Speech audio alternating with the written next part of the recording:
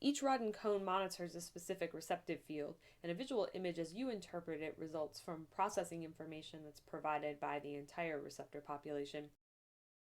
Well, we're going to go ahead and now follow that impulse to and take into consideration what processing is occurring after it leaves the retina.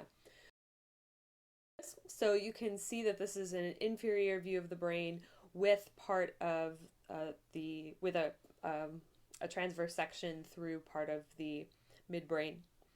And you can see that I have a few areas labeled already labeled for you because they might have been a little bit ambiguous, that being the thalamus and then also the superior colliculus. And both of the superior colliculi are depicted there in blue. You'll notice, however, that there are 4 unlabeled lines, and I'd like you to pause this for a second and take a minute to see if you can identify those features.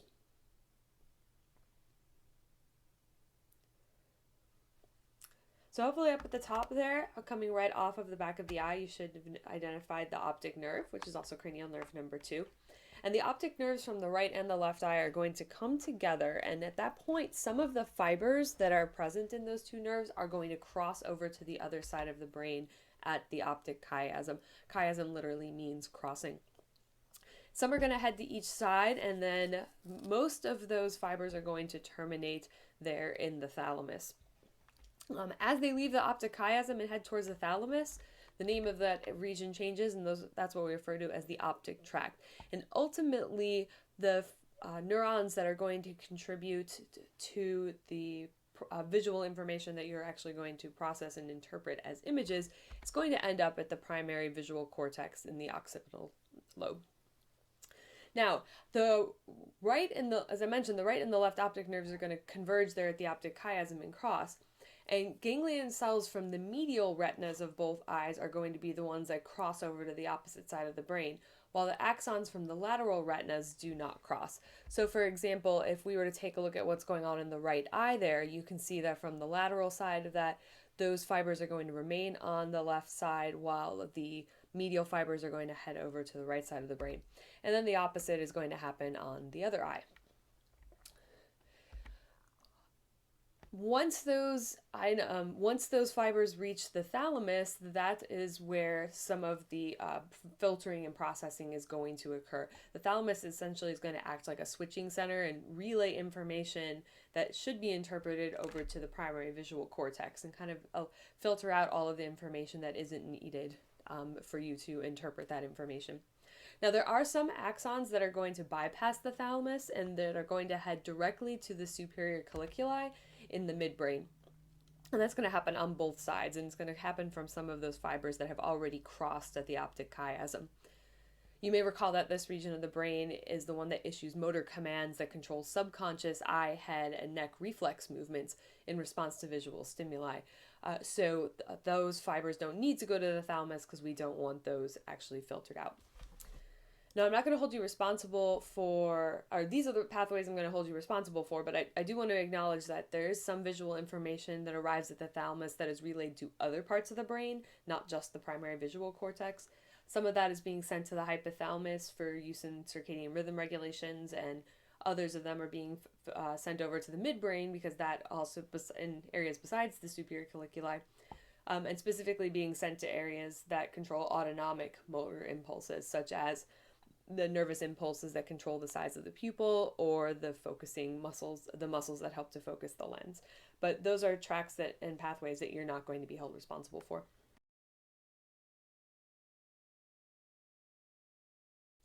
The main accessory structure or accessory apparatus that I want to address is the lacrimal apparatus. Lacrimal apparatus is responsible for producing, collecting, and draining lacrimal fluid, or more commonly known as tears. So why do we have tears in the first place? Tears are meant to lubricate the eye and keep it from drying out, and they also contain an enzyme that's called lysozyme, which has antibiotic-like properties to it, so it's able to help fight off eye infections. The process of producing and draining this fluid starts in the lacrimal gland, which is superior and lateral to the eye. There are several small little ducts that open up into the eye itself, and then as you blink, that is going to disperse the lacrimal fluid across the surface of the eye. Eventually, when the fluid reaches the other side of the eye, it's going to drain into 2 small little ducts called the lacrimal canaliculi. and then collect in the lacrimal sac that's on just medial to the eye. Eventually, that lacrimal fluid from the sac is going to drain through the nasolacrimal duct and into the nasal cavity. So, what makes you cry? Or I should say, what's the mechanism for crying as opposed to what stimulates it? Essentially, if the lacrimal gland is producing more fluid and secreting that into the eye, if that's happening at a faster rate than it can drain out of the eye, then essentially that's going to lead to lacrimal fluid leaving the eye itself without draining through this whole duct system. You might also notice that if you cry, it's not uncommon for your nose to run. And some part of that is because there is a larger volume of fluid that is draining into the nasal cavity through that nasolacrimal duct, and that's what has that effect. We've already talked about several intrinsic muscles of the eye, including those that adjust the size of the pupil and adjust the lens for focusing purposes. But there are also extrinsic muscles of the eye that actually move the eye. There are 6 muscles that originate on the orbit and insert onto the sclera just posterior to the cornea. And conveniently, these muscles move the eyes in the directions that are indicated by their names. So, for example, the superior rectus muscles are located on the superior end of the eye. And when those muscles contract and shorten, they're going to take that superior end of the eye and pull it back in towards the into the orbital cavity. So essentially facilitating you looking upward. And then there are also inferior rectus muscles that do the exact opposite, found on the inferior side of the eye. And as you can imagine, if you are looking up, both of your superior rectus muscles are contracting at the same time. Both of your inferior rectus muscles are contracting at the same time when you look down. You don't have the ability to just do one at a time like some animals do have the ability to. So both are going to contract at the same time for either one of those two. You also have lateral and medial rectus muscles located on respectively the lateral and medial sides of the eye. And I want you to kind of play along a little bit here, just looking straight ahead initially, and then now look to your right as far as you can without moving your neck. Think about your 2 eyes. On your right eye, as you're looking to the right, what muscle is contracted? On your left eye, as you're looking to the right, what muscle is contracted? And hopefully you're going to be able to conclude that on your right eye, it's your lateral rectus that's contracting, and on your left eye, it's your medial rectus. If you go ahead and look to the left, it's going to be the exact opposite pattern. So when you're looking left and right, it's opposite muscles that are contracting. The only way you could get 2 medial rectus muscles to contract at the same time is if you have the ability to make yourself cross-eyed. I don't know of anybody who has an ability to contract both lateral rectus muscles at the same time, but if you do, let me know. I would love to see it. In addition to the rectus muscles, and if you recall, rectus references muscles that are straight, we do also have 2 oblique muscles that are at an angle in the eye. There's the inferior oblique, which is the one that is kind of on an angle and wraps around the eye on the inferior side, and then the superior oblique. I want you to pay special attention to the route of that superior oblique muscle and notice that it passes through this little bony structure at the top of the orbit called the trochlea. That's going to become important in a bit when we're talking about innervation of these muscles. So speaking of innervation, this is an image that I came across which I really like because of the way that it just turns the eye kind of into a clear globe that you could look right through. And you can see where all of these muscles are attached, but also you can see the bone behind it and where the nerves are coming from. I've identified all 6 of the muscles here just by abbreviations. So we have our lateral rectus, inferior rectus, medial rectus, and superior rectus. And then you can see the inferior oblique down here and the superior oblique up there. You can also see then obviously several nerves here. You can see this one that I've notated with a little blue line, this one that wraps around there in green, the orange one, and then all of these little pink ones are actually branches of the same nerve. I want you to pause the video for a minute and see if you can identify those nerves just based on looking at where they are, what holes they're going through, what other kind of patterns do you see there? And then go ahead and resume the video when you want to kind of test your knowledge. All right, so let's start at the blue one there.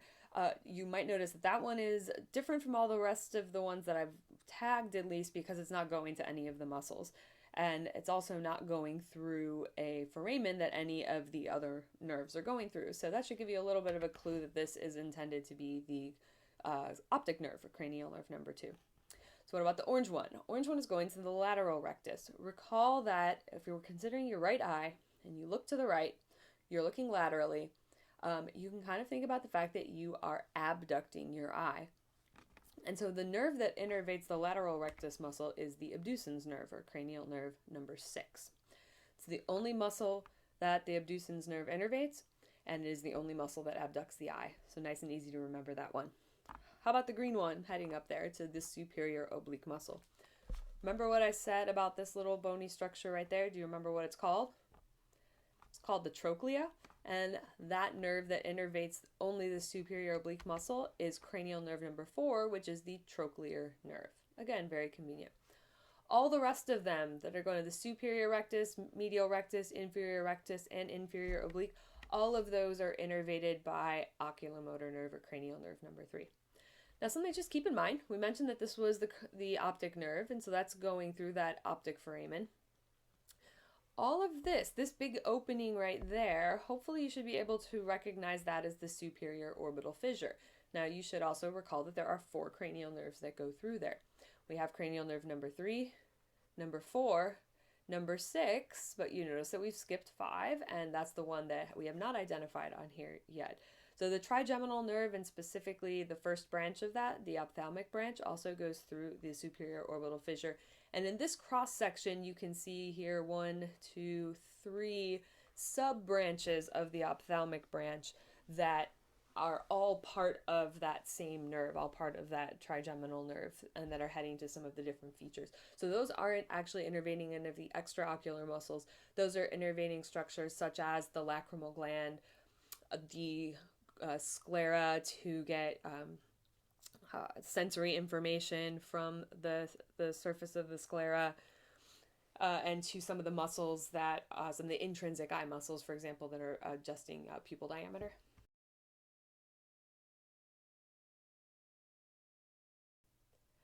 So the last thing I would, or the way I would like to conclude this discussion of vision is actually a small little video that was put together by the NPR of Oregon. That is a little feature about this ocularist who is somebody who creates prosthetic eyes for people. And it's a really interesting look at so kind of a clinical aspect to dealing with the eye that probably goes a little underappreciated. There's also a link to this on Blackboard in case for some reason the video doesn't play for you correctly here. Hopefully the audio is going to work out correctly, but just in case it doesn't, that link there is available. My challenge to you as you watch this, you can kind of a little Where's Waldo, if you will. I want you to find the German Shepherd. And if you can't find the German Shepherd, I'll give you a clue at the very end after this video. So I hope you enjoy.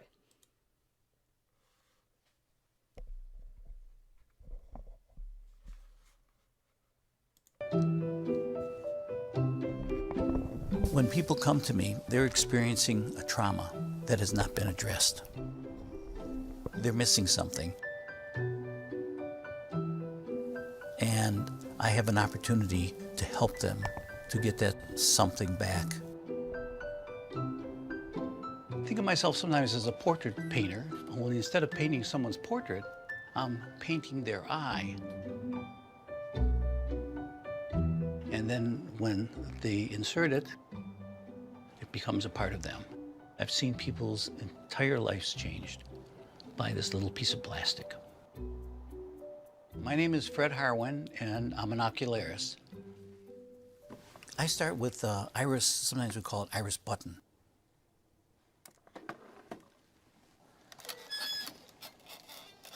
Let me measure the diameter. I'll compare it with the seeing eye to get a good base color, so I can then go ahead and work up in layers so I can get a realistic iris effect.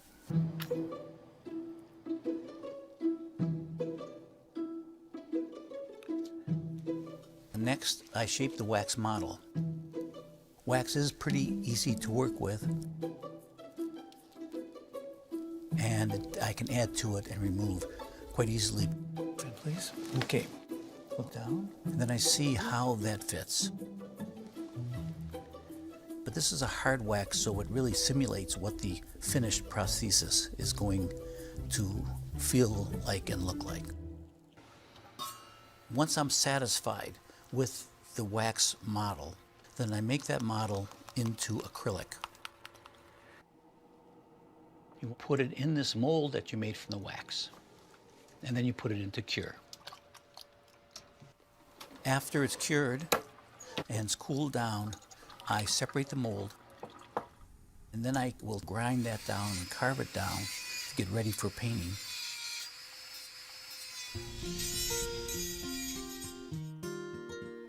My first job out of college was at a University of Michigan, Wayne County General Hospital, and I was the medical illustrator there.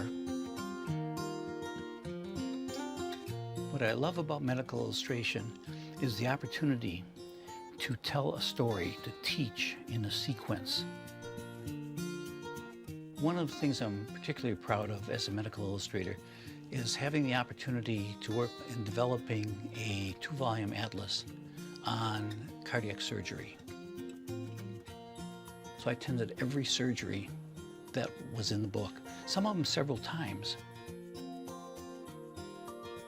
And I was interested in beginning a facial prosthetic clinic at the Oregon Health Sciences University.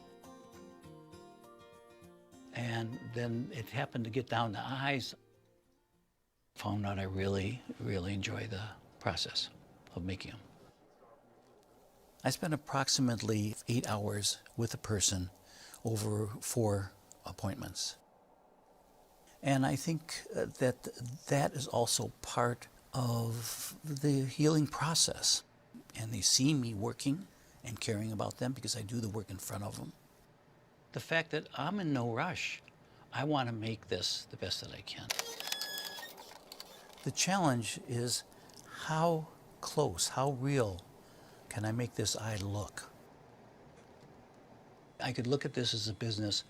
I look at this as an artist. I look at this as a studio. I look at this as I'm creating a piece of art. Some of the blood vessels are so fine, it's difficult to paint them, so I use a fine cotton thread. And I lay these down on them and move them around, and I'm trying to get a pattern that's similar to the other eye. I always tell people not to party the night before I'm going to paint. So I'm going to put a little something to mark the top. Okay. I always put a little painting on the top of each prosthesis, and it's something that's personal for that person.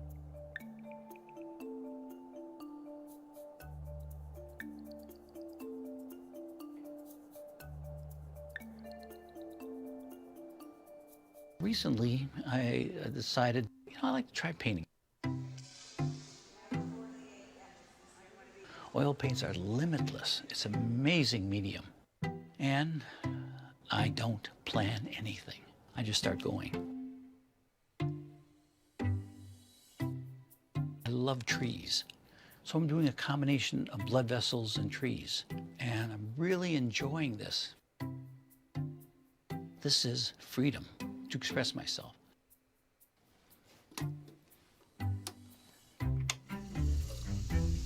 When I'm finished painting and I'm satisfied with the way everything looks, then clear acrylic is put over the top of that.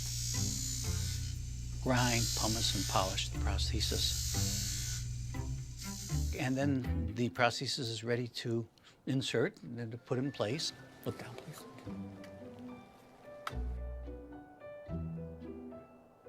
Okay. What keeps me going is it's never perfect. So I'm always trying to make it better. It's a combination of art and science. Close your eyes tightly, squeeze down, open. In our society, we think of them as opposing. Open real wide, please. I don't see it that way at all. It's all part of the same. Yep, 11, 3/4. Wow, that's awesome. It looks totally different. I have You know, the opportunity to work with an artist who's getting to paint something that I'm going to carry around with me and show off to people, that every person I meet, right? Because every person I meet sees my eyes, and basically what they're seeing is Fred's art. I feel if we have the opportunity, we can help others. And so my little way, I feel I'm doing my part, and I feel good about that time that I have.